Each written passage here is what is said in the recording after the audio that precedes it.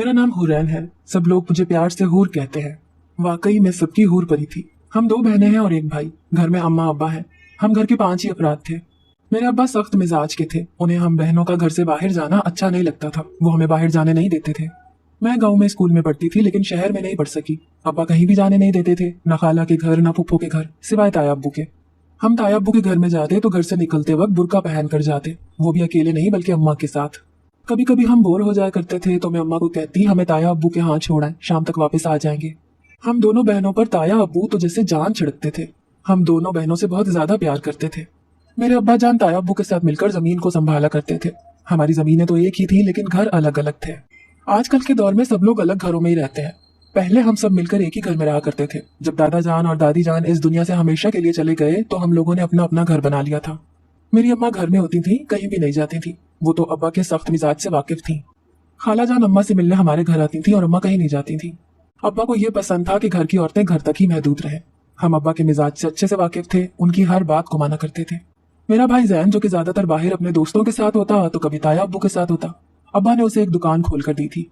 वो सुबह के वक्त दुकान खोलता था, फिर शाम तक दुकान बंद होती थी। मेरे भाई की उम्र ही क्या थी, उसे दुकान संभालने की इतनी समझ नहीं थी।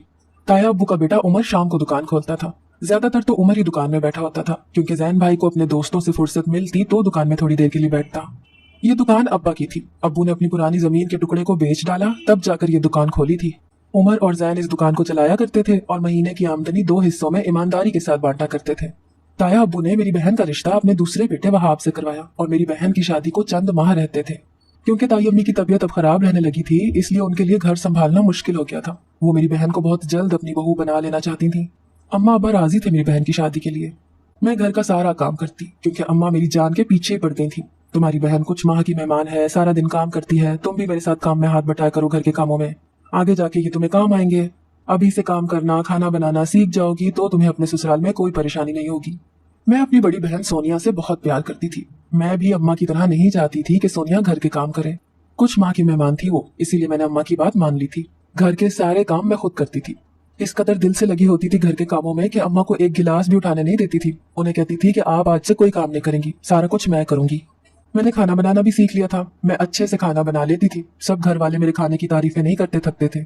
एक दिन अब्बा ने ताया अब्बू को खाने के लिए बुलाया। मैंने शानदार तरीके से खाना बनाया। बहुत सारे किस्म के खाने बनाए थे। मैं अपने ताया अब्बू से प्यार करती थी, इसीलिए मैं नहीं चाहती थी कि खाने में कुछ कमी रह जाए। मैंने खाना बनाकर रख दिया और फिर थोड़ी देर के बाद मैं मगरिब की नमाज अदा करने लगी। रात के 8 बज चुके थे। सबने खाना खाया, बहुत तारीफें की। ताया अब्बा ने अब्बा को यही मशवरा दिया कि अब तुम शहर में घर लो, वहाँ एक बहुत बड़ा घर बनाकर किराए पर देंगे। अपनी जमीनों को बेचकर ये दुकान भी किराए पर देंगे। हर महीने अच्छी खासी आमदन आती रहेगी। इस गांव को छोड़कर शहर की दुनिया बसाएं तो अच्छा है। मैं बहुत ज्यादा खुश हो गई थी, मुझसे रहा नहीं गया। मैं जल्दी से अपने कमरे में आई। आपी को गुड न्यूज देने में भागती हुई कमरे में आई थी। आपी नमाज अदा कर रही थी ईशा की। जैसे उसने सलाम फेरा, मुझे बोली, हूर ये क्या तरीका है, कुछ जानवरों की तरह कमरे में दाखिल होता है, आराम से नहीं आ सकती। मैं तो डर ही गई थी, सोचा जैसे कयामत आई है। ये क्या बात हुई आपी, मैं आपको एक बहुत ही गुड न्यूज देने आई हूँ और आप एक गुस्सा हो रही हैं। जब सुनोगी तो बहुत खुश हो जाओगी। मैंने आपी को बताया तो वो बहुत खुश हो गई थी। अगले दिन हम सब ने तैयारी कर ली थी शहर जाने की। हमने शहर में एक छोटा सा घर ले लिया जो कि बिल्कुल नया था। ताया अब्बू ने अलग घर लिया था और हमारा घर अलग था। हम अपने नए घर के लिए रवाना हो गए थे। शहर की दुनिया बहुत हसीन और खूबसूरत थी। मुझे तो वैसे भी शहर जाने का शौक था और मैं शहर में पढ़ना चाहती थी।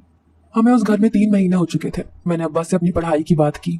मुझे कॉलेज में पढ़ने की इजाजत दे दें, मैं कॉलेज तक ही महदूद रहूंगी, बहुत शौक है मुझे पढ़ने का। अब्बा अपनी जिद के पक्के थे, वो नहीं माने, सीधा इनकार कर दिया। मैं अम्मा से भी कहने लगी कि अब्बा से आप बात कर लें, लेकिन इस बार अम्मा ने भी मेरी एक नहीं सुनी। आखिरकार मैंने ताया अब्बू से कहा, वो मान गए और उन्होंने ये भी कहा था कि तुम फिक्र नहीं करो, तुम्हारे अब्बा को मैं मना लूंगा। मुझे उम्मीद है वो मेरे इस फैसले को नहीं टालेंगे। मैं जल्दी से जाकर वजू करने लगी और जोहर की नमाज अदा करने लगी। बहुत दुआएं की कि अब्बा मान जाए। आखिर क्या हर्ज है मेरे पढ़ने में। हजारों लड़कियां पढ़ती हैं, बाहर घूमती हैं, फिरती हैं, अकेली जाती हैं। सिर्फ मैं ही क्यों घर में कैद रहूं? अब्बा इस बात को क्यों नहीं समझते हैं? सिर्फ अब्बा 2 बेटियों के बाप हैं, बाकी कोई नहीं। बाकी लोगों को अपनी बेटियों की परवाह नहीं है, सिर्फ अब्बा को है। मैं जैसे ही नमाज अदा करके फारिग हुई तो अब्बा मुझे बुला रहे थे। मैं जल्दी से घबराती हुई गई। अब्बा मान गए थे और कुछ दिन बाद मैं कॉलेज में पढ़ने के लिए गई। मैं बहुत ज्यादा खुश थी। मैं कॉलेज भी बुर्का पहनकर गई थी।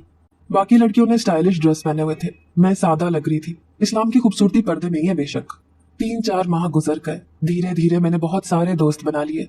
4-5 लड़कियां मेरी अच्छी खासी दोस्त बन गई थीं। एक लड़की थी, वो मुझे अपने भाई के लिए बहुत पसंद आई। सब लोग मेरी दोस्त थी, लेकिन सबसे ज्यादा ये लड़की ही मुझे कॉलेज में अच्छी लगी थी। मैंने कुछ ही दिनों में उस लड़की से दोस्ती कर ली थी। वो मेरी अच्छी दोस्त बन गई थी। एक दूसरे से हम बातें शेयर करते थे। एक दिन एक दोस्त मेरी कॉलेज में नहीं आई थी। जब पता चला कि उसके भाई की शादी है, इसीलिए वो नहीं आई थी कॉलेज। अब मुझे भी अपने भाई की शादी का शौक हो रहा था, वो भी उस दोस्त सहर से। मैं सहर को अपनी भाभी बनाना चाहती थी। कॉलेज की छुट्टी के बाद मैं जैसे ही घर गई, अम्मा करेले की सब्जी पका रही थी। मैं उन्हें बोली, अम्मा आप कैसे भी करके भाई की शादी कर लें। मेरी सारी दोस्तों के भाइयों की शादियां हो रही हैं, वो कितना एंजॉय कर रही हैं, सिर्फ मैं ही तरसती रहती हूँ। एक ही तो भाई है मेरे। आखिर मेरे भी अरमान नहीं होंगे भाई की शादी के, तो फिर और किसके होंगे। अम्मा के चेहरे से पसीना जारी था। वो बोली, न दुआ न सलाम, सीधा आकर मुझे बता रही हो भाई की शादी करो। उसे नौकरी तो मिलने दो, हो जाएगी शादी। तुम जाकर हाथ मुंह धोकर आओ, मैं खाना लगाती हूँ। मैं मुंह बनाकर अपने कमरे में आई। मैं बस जिद में अटकी हुई थी कि कैसे भी करके भाई की शादी हो जाए। मैंने जिद में आकर खाना भी नहीं खाया। अम्मा ने भी खूब डांटा, मैंने भी एक नहीं सुनी। अगले दिन मैं कॉलेज में गई, सहर को भाई की पिक दिखाने लगी। उससे बोली कि तुम मेरी भाभी बन जाओ, मेरे भाई से शादी कर लो, खूब बातें किया करेंगे। सहर को मेरा भाई पसंद आया था। मैंने सहर को घर पर बुलाया। अम्मा उससे मिलकर खुश हो गई थी। धीरे धीरे सहर और मेरे भाई का रिश्ता पक्का हो चुका था। भाई और भाभी की शादी की घर में तैयारियां बहुत जोरों शोर से चल रही थी और वो दिन भी बहुत जल्द आ चुका था। आज मेरे भाई की शादी थी। मैं बहुत खुश थी। मैंने पिंक कलर का लहंगा पहना, बहुत प्यारी लग रही थी मैं। मैंने खूब नाच गाना किया। मैंने सारे अरमान पूरे किए थे अपनी भाई की शादी में। सब लोग बहुत ज्यादा खुश थे, खास करके मैं बहुत ज्यादा खुश थी। भाभी मेरी कॉलेज की दोस्त थी और अब वो मेरी भाभी भी बन गई थी। मैं रोज कॉलेज जाती थी। सब लड़कियां मुझे भाभी के खिलाफ करती रहती थी और यही बोलती थी कि जो लड़कियां चेहरे से शरीफ लगती हैं उतना होती नहीं है। असल जिंदगी में मुझे भाभी के बारे में इस तरह की बातें सुनकर दुख होता था। मेरी भाभी तो अच्छी थी और ये लड़कियां ऐसे क्यों कहती थी। मैं अपनी भाभी को अच्छे से जानती थी और अब तो वो मेरी भाभी बन चुकी थी। 1 माह गुजर चुका था दोनों की शादी को। मैं अपनी भाभी को अच्छे से जानती थी। मैं जब भी कॉलेज जाती, उन लड़कियों की उल्टी सीधी बातें सुनकर मैं तंग आ जाती थी। मुझे बहुत प्यास लग रही थी। मैं पानी पीने कैंटीन में गई। पानी की ठंडी बोतल लेने के बाद मैं अपनी चेयर पर बैठ गई। मैं पानी पीने ही वाली थी कि पीछे से 2 लड़कियां हंस हंस कर बातें कर रही थी। सहर इतनी अच्छी होती तो क्या हम उसे अपनी भाभी नहीं बनाते। सहर अगर एक शरीफ लड़की होती तो 2 बार उसकी मंगनी नहीं टूटती। हूर तो उसको जानती भी नहीं है, इसीलिए उसे अपनी भाभी के बारे में ये सब बातें सुनकर अच्छा नहीं लगा होगा। लेकिन उससे क्या पता, हूर तो ठहरी मासूम। सहर पहले हमारे पड़ोस में रहा करती थी। उसकी शादी होते होते टूट गई थी। पता नहीं क्या राज था उसके पीछे जो उस लड़की का रिश्ता टूट गया था। वो भी शादी वाले दिन लड़के वाले इनकार करके चले गए थे।